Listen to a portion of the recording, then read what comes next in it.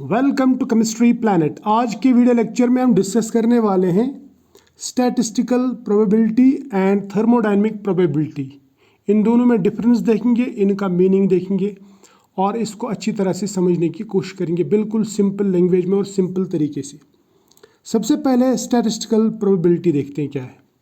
हम कहते हैं it is the likelihood of occurrence of a particular event, यानी एक पर्टिकुलर इवेंट के होने के कितने चांसेस हैं, उसको हम कहते हैं स्टैटिस्टिकल प्रोबेबिलिटी। इसको हम दिखाते हैं जनरली पी से, या कोई और भी सिंबल हो सकता है कोई दूसरी बुक में, तो आप उसी हिसाब से देख लेना। लेकिन इसको समझने के लिए फ़िलहाल हम पी का इस्तेमाल करेंगे। तो पी को हम दिखा सकते हैं, यानी स्टैटिस्टिकल प्रोबेबिलिटी को दिखा सकते हैं। It is number of favourable cases या favourable events divide by total number of events possible. ठीक है, अगर इसको समझना है तो हम एक कॉइन लेते हैं, उसका टॉस करते हैं। कॉइन के दो सिरे रहते हैं, एक हेड और एक टेल। अब अगर हम टॉस करेंगे तो हेड के जो चांसेस है वो है 50%, या मैं कहूँगा 1/2, और टेल के भी चांसेस है 1/2 यानी 50%। अगर ये समझ में ना आए तो दूसरा एग्जाम्पल लेते हैं। मान लीजिए हमारे पास में दो कॉइन्स हैं और दोनों के पास में हेड टेल है। पहले हम टॉस करते हैं कॉइन 1 का, तो हेड आता है, दूसरे में भी हेड आता है। फिर ये भी प्रोबेबिलिटी है कि पहले में भी टेल आए, दूसरे में भी टेल आए। ऐसा भी हो सकता है कि पहले में हेड आए और दूसरे में टेल, या फिर पहले कॉइन में टेल आ सकता है और दूसरे में हेड। तो टोटल यहाँ पे जो केसेस हैं या इवेंट्स है वो है चार इवेंट्स हमने किए।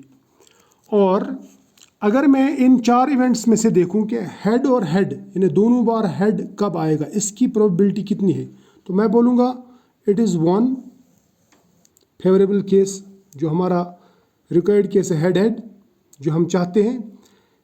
इसकी ये एक बार आ सकता है ऐसे, कितने में से 4 में से, तो मैं बोलूँगा probability of head and head is equal to 1/4। तो इसके चांसेस जो है वो है 0.25, या मैं बोलूँगा 25%। इसी तरह से अगर मैं हेड और टेल यानी एक कॉइन में हेड आए दूसरे में टेल आए, तो ये इसके कितने चांसेस हैं। यहाँ पे देखिए, यहाँ पे ये 2 बार आता है, एक में हेड दूसरे में टेल, या एक में टेल दूसरे में हेड। तो ऐसे जो चांसेस है वो है 2, कितने में से, टोटल 4 इवेंट्स में से 2 के चांसेस ऐसे हैं। तो मैं बोलूँगा इसकी जो प्रोबेबिलिटी है दैट इज़ 2/4 यानी 50%। क्लियर। और अब इसको मैं कह सकता हूँ फिर it is measure of chances of occurrence of a particular event. Clear. और ये प्रोबेबिलिटी हम इस्तेमाल करते हैं प्रोबेबिलिटी थ्योरी में, और इसका जो वैल्यू रहता है वो 0 से लेके 1 रहता है, यानी प्रोबेबिलिटी 0 से ज़्यादा और 1 से कम रहती है। स्टैटिस्टिकल प्रोबेबिलिटी याद रखना, या सिंपली मैं बोलूँगा कि इस प्रोबेबिलिटी का जो वैल्यू आएगा वो 0 और 1 के दरमियान आएगा। इन केस अगर P 0 आया तो इसका मतलब ये इवेंट कभी हो ही नहीं सकता, इसकी पॉसिबिलिटी 0 है। फॉर एग्जांपल एक आदमी 2 जगह पे एक साथ प्रेजेंट हो, ऐसा पॉसिबल नहीं है। ऐसे इवेंट की पॉसिबिलिटी कितनी है, 0। अब P अगर 1 आया, P1 मीन्स सर्टेन इवेंट यानी 100% इवेंट। फॉर एग्जांपल एक आदमी आपके सामने खड़ा है और आप बोलेंगे कि ये 100% मेरे सामने खड़ा है, ये दूसरी जगह नहीं हो सकता। क्लियर। तो इसको हम कहते हैं 100% प्रोबेबिलिटी, यानी जहाँ पे एक ही चांस हो, बस दूसरा चांस कोई ना हो। क्लियर। अब दूसरी बात, जो थर्मोडायनेमिक प्रोबेबिलिटी है उसे हम दिखाते हैं W से, या कई बुक्स में इसको ओमेगा से दिखाते हैं और कुछ बुक्स में इसको P से भी दिखाते हैं। तो फिलहाल हम यहाँ पे लेते हैं W। तो ये W है क्या, ये स्टैटिस्टिकल प्रोबेबिलिटी या सिंपल प्रोबेबिलिटी से कैसे डिफरेंट है। जो थर्मोडायनेमिक प्रोबेबिलिटी ये एक्चुअल में है total number of microstates of A macrostate, या कॉरस्पॉन्डिंग टू ए मैक्रोस्टेट, यानी एक मैक्रोस्टेट में कितने माइक्रोस्टेट्स आते हैं टोटल, उसको हम कहते हैं थर्मोडायनेमिक प्रोबेबिलिटी। और ये हमेशा होल नंबर आएगा और इंटीजर आएगा। फॉर एग्जांपल ये 1 हो सकता है, 2 हो सकता है, 10 हो सकता है, या 10⁻10 हो सकता है, 10⁻100 हो सकता है, या बहुत ज़्यादा बड़ा भी हो सकता है इसका वैल्यू। समझ में आई बात है ना, इंटीजर ही हो सकता है, ये फ्रैक्शंस में कभी नहीं आएगा, क्योंकि ये सिंपल नंबर है। नंबर या मैं कह सकता हूँ ये अरेंजमेंट्स का काउंट यानी कितने अरेंजमेंट्स पॉसिबल हैं उसके काउंट को हम कहते हैं W यानी थर्मोडायनेमिक प्रोबेबिलिटी। एक मैक्रो स्टेट में कितने अरेंजमेंट्स पॉसिबल हैं, ठीक है। तो इस सेंस में अगर देखा जाए तो W जो है या थर्मोडायनेमिक प्रोबेबिलिटी जो है ये रियल सेंस में प्रोबेबिलिटी नहीं, बल्कि इसको हम स्टैटिस्टिकल वेट कहते हैं। यानी ये प्रोबेबिलिटी नहीं है बल्कि क्या है, statistical weight in real sense. अब इन दोनों में क्या फ़र्क है और ये दोनों एक दूसरे से कैसे रिलेट है, ये हम यहाँ पे एग्जाम्पल में देखेंगे। देखो ये दोनों जो प्रोबेबिलिटीज़ हैं, स्टैटिस्टिकल प्रोबेबिलिटी या फिर थर्मोडायनेमिक प्रोबेबिलिटी, ये डिफरेंट है। लेकिन ये जो स्टैटिस्टिकल प्रोबेबिलिटी है ना W, it is directly proportional to जो थर्मोडायनेमिक प्रोबेबिलिटी है W, it is directly proportional to statistical probability, या मैं बोल सकता हूँ statistical probability is directly proportional to thermodynamic probability. अब दोनों का रिलेशन क्या है? जो स्टैटिस्टिकल प्रोबेबिलिटी यानी P रहता है that is equal to W यानी thermodynamic probability divide by summation of thermodynamic probability, या मैं सिंपल सेंस में कह सकता हूँ, सिंपल लैंग्वेज में कह सकता हूँ, it is number of micro states of A macro state divide by total number of micro states possible for a system. यानी एक पर्टिकुलर मैक्रो स्टेट के कितने माइक्रो स्टेट्स होते हैं डिवाइड बाय तमाम मैक्रो स्टेट्स के कितने माइक्रो स्टेट्स हैं, तो वो बराबर रहता है प्रोबेबिलिटी के। या अगर ऐसे समझ में ना आए तो हम एक एग्जांपल लेते हैं। यहाँ पे हम लेते हैं 4 पार्टिकल्स और उनको 2 बॉक्सेस में फिल करते हैं। तो इन पार्टिकल्स को हम लेबल करते हैं ABCD, जैसे हमने माइक्रो स्टेट और मैक्रो स्टेट में डिस्कस किया था। तो मैक्रो स्टेट्स कौन कौन से पॉसिबल हैं? देखो एक मैक्रो स्टेट ये पॉसिबल है कि बॉक्स L यानी लेफ्ट साइड का जो बॉक्स है इसमें 4 पार्टिकल्स हो सकते हैं और राइट वाले में 0। दूसरा लेफ्ट में 0 और राइट वाले में 4, क्योंकि 4 ही पार्टिकल्स है ना। आप लेफ्ट में 0 रख सकते हैं, राइट में 4 रख सकते हैं, या फिर लेफ्ट में 3 राइट में 1, या फिर लेफ्ट में 2 राइट में भी 2, या फिर लेफ्ट में 1 राइट में 3। तो टोटल जो मैक्रो स्टेट्स पॉसिबल है यहाँ पे वो है 5। अब इन मैक्रो स्टेट्स के जो माइक्रो स्टेट्स बनेंगे वो कैसे बनेंगे? देखिए अगर हम लेफ्ट में 4 रखेंगे तो हमें ABCD यानी चारों के चारों लेफ्ट बॉक्स में रखने पड़ेंगे और राइट में कोई नहीं, तो वहाँ पे एक ही अरेंजमेंट की पॉसिबिलिटी, एक ही माइक्रो स्टेट बन सकता है। इसी तरह से अगर हम राइट में 4 रखेंगे लेफ्ट में 0 तो यहाँ पे भी एक ही पॉसिबिलिटी है। लेकिन अगर लेफ्ट में 3 रख सकते हैं और राइट में 1 तो यहाँ पे पॉसिबिलिटीज़ बढ़ जाती हैं। देखो कैसे, हम ABC को लेफ्ट में रखेंगे और D को राइट में, या फिर ABD को लेफ्ट में रखेंगे C को राइट में, या फिर ACD को लेफ्ट में और B को राइट में, या फिर CDB को लेफ्ट में और A को राइट में। तो यहाँ पे जो हमारे पास में अरेंजमेंट्स है या पॉसिबिलिटीज़ है वो है टोटल 4। तो मैं बोलूँगा यहाँ पे 4 माइक्रो स्टेट्स आ रहे हैं इस मैक्रो स्टेट के लिए। मैक्रो स्टेट नंबर 3 के लिए कितने? 4 माइक्रो स्टेट्स पॉसिबल है। अब ये वाला मैक्रो स्टेट लेंगे जहाँ पे हम लेफ्ट वाले बॉक्स में 2 रखेंगे और राइट वाले में 2। हम AB को लेफ्ट में रख सकते हैं और CD को राइट में, या फिर AC को लेफ्ट BD को राइट में, या फिर AD को लेफ्ट में BC को राइट में, या फिर CB को लेफ्ट में AB को राइट में, या फिर BD को लेफ्ट में AC को राइट में, या फिर BC को लेफ्ट में या और AD को राइट में। तो ये टोटल जो अरेंजमेंट्स आते हैं इस मैक्रो स्टेट के लिए वो आते हैं टोटल 6 माइक्रो स्टेट्स यानी 6 अरेंजमेंट्स, ठीक। इसी तरह से अगर 5वां और एक मैक्रो स्टेट लेंगे जिसमें लेफ्ट में 1 और राइट में 3 पार्टिकल्स रख सकते हैं, तो लेफ्ट में हम A को रखेंगे, बाकी BCD को राइट में, या फिर B को लेफ्ट में ACD को राइट में, या फिर C को लेफ्ट में ABD को राइट में, या फिर D को लेफ्ट में और ACB को राइट में। तो टोटल मिला के यहाँ पे आते हैं 4 अरेंजमेंट्स। अब सब मिला के जो अरेंजमेंट्स है यहाँ पे, या सब माइक्रो स्टेट्स जो यहाँ पे ABCD के जो माइक्रो स्टेट्स हैं वो है पहले का 1, दूसरे का 1, हो गए 2। अब इस तीसरे वाले के 4 अरेंजमेंट्स आते हैं, हो गए 6। और तीसरा जो है यहाँ पे चौथा जो यहाँ पे चौथा मैक्रो स्टेट, इसमें आते हैं 6 अरेंजमेंट्स, ठीक। तो 6 और 6 हो गए 12, और लास्ट वाले के लास्ट वाले मैक्रो स्टेट क्या आते हैं, यहाँ पे 4 अरेंजमेंट्स यानी 4 माइक्रो स्टेट्स। तो टोटल मिला के हमारे पास में आते हैं 5 मैक्रो स्टेट्स और 5 मैक्रो स्टेट्स के 16 माइक्रो स्टेट्स। बात समझ में आ रही है, 16 माइक्रो स्टेट्स। अब अगर मैं आपसे पूछूं कि ये जो मैक्रो स्टेट है, मैक्रो स्टेट नंबर 4, इसमें कितने माइक्रो स्टेट्स हैं, तो इसमें टोटल मिला के 6 माइक्रो स्टेट्स हैं। तो मैं कह सकता हूं कि इसकी जो थर्मोडायनेमिक प्रोबेबिलिटी है वो है 6, यानी इसका W आता है 6, किसका, माइक्रो स्टेट नंबर 4 का। इसी तरह से अगर मैं 1 का देखूं, माइक्रो स्टेट नंबर 1 का, मैक्रो स्टेट नंबर 1 का, उसमें एक ही माइक्रो स्टेट आता है।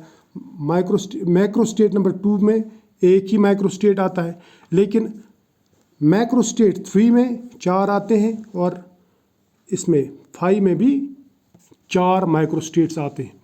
तो मैं बोलूँगा फिर मैक्रो स्टेट 4 के लिए जो प्रोबेबिलिटी है, थर्मोडायनेमिक प्रोबेबिलिटी, वो है 6, 1 के लिए 1, 2 के लिए भी 1 ही, 3 के लिए 4 और 5 के लिए भी 4 आता है, यानी इनका WJ 4 आता है। सबसे ज़्यादा W किसका आता है, वो आता है मैक्रो स्टेट नंबर 4 का, ठीक है, क्योंकि इसकी थर्मोडायनेमिक प्रोबेबिलिटी सबसे ज़्यादा आती है।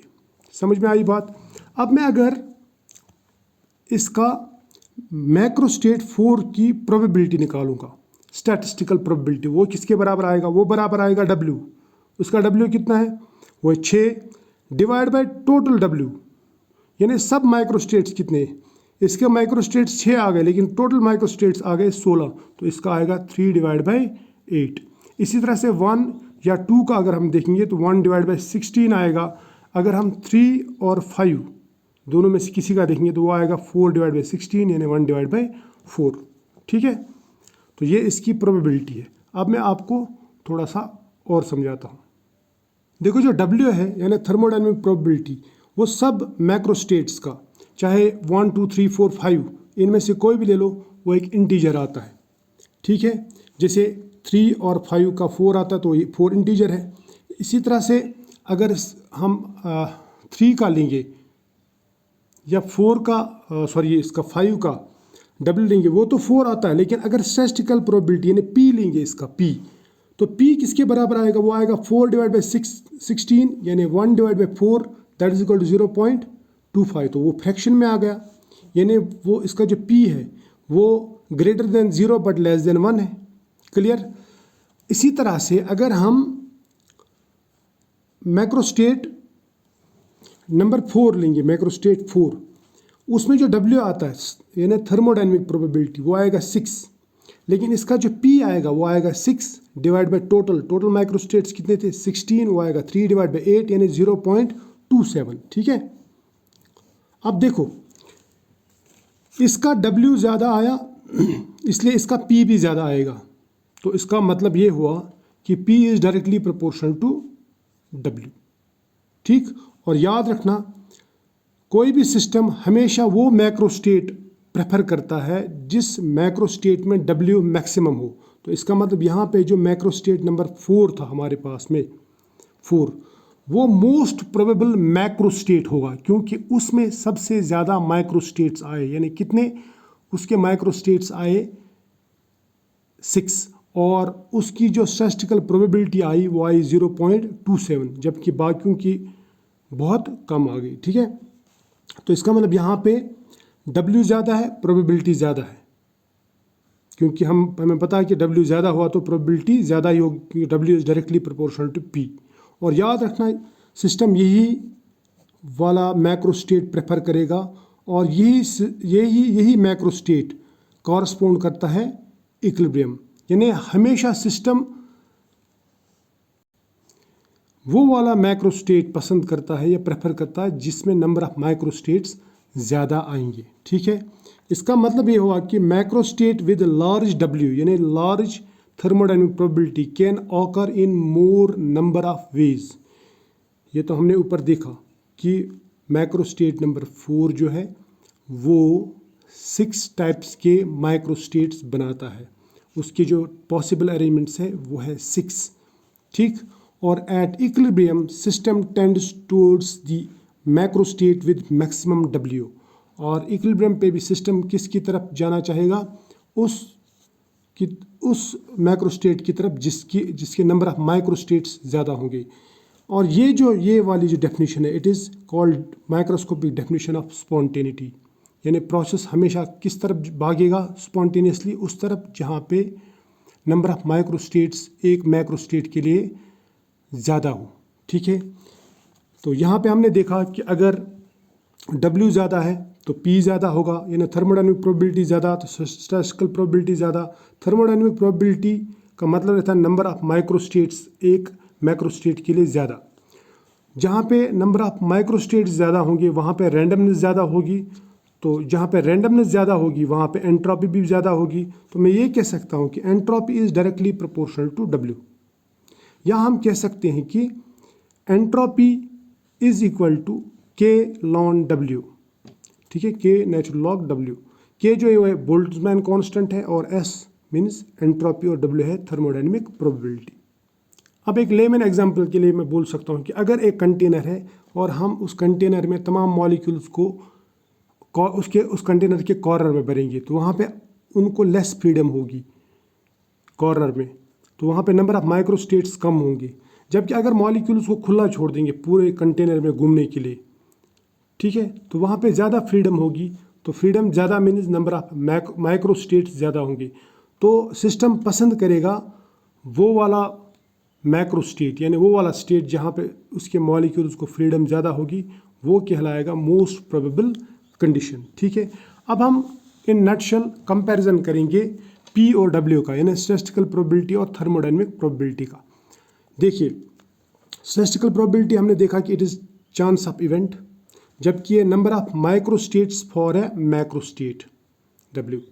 ठीक है, और P का जो नेचर रहता है वो फ्रैक्शंस में आता है, जबकि W जो है वो इंटीजर में आता है।